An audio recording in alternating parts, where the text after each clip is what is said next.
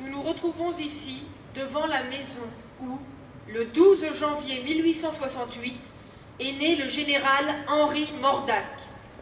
Bien que peu connu encore aujourd'hui, il fait partie des militaires engagés pour la République les plus influents de son époque. Après avoir intégré Saint-Cyr en 1887 et être nommé sous-lieutenant en 1889, il décide de rejoindre le corps des Zouaves en Algérie, puis devient capitaine de la Légion étrangère sous les ordres de Lyautey et de Gallieni en Indochine. Il intègre l'école de guerre en 1898 et devient un officier d'état-major influent grâce au talent de sa plume. Il est chef d'état-major du général Picard, défenseur de Dreyfus, qui est nommé ministre de la guerre de Clémenceau en 1906. Il n'hésite pas à critiquer avec courage la stratégie française en alertant du risque d'invasion de la Belgique par l'Allemagne, ce qui sera le cas en août 1914.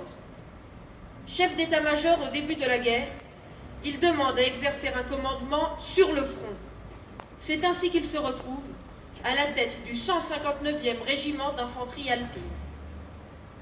Promu colonel le 18 octobre 1914, il prend la tête de la 88e brigade alpine. Il est blessé une première fois, le 8 novembre 1914, alors qu'il inspectait les lignes à proximité du front.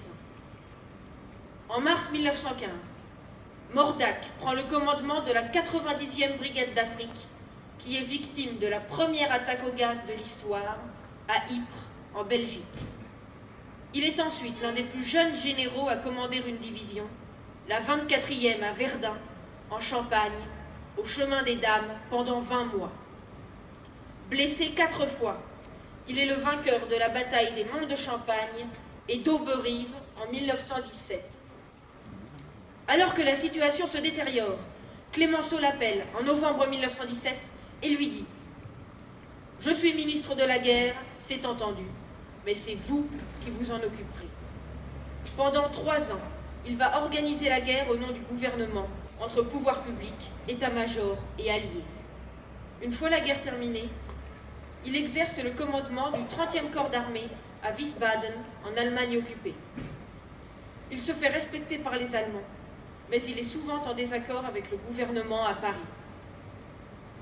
C'est un lanceur d'alerte jusqu'à sa démission en 1925, lorsqu'il décide de rentrer en France afin de dénoncer la situation et le risque d'une nouvelle guerre si on laisse les Allemands se remilitariser. Jusqu'à sa mort, il reste actif pour défendre son pays. Le général Mordac est grand officier de la Légion d'honneur et croix de guerre 14-18 avec 5 palmes.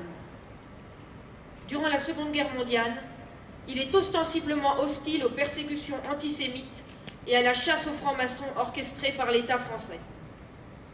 Mordac s'est officiellement suicidé le 12 avril 1943 en se jetant du pont des Arts à Paris. Enterré au cimetière Montparnasse, il repose à quelques pas de Dreyfus. Assurément, le général Mordac a bien mérité de la patrie.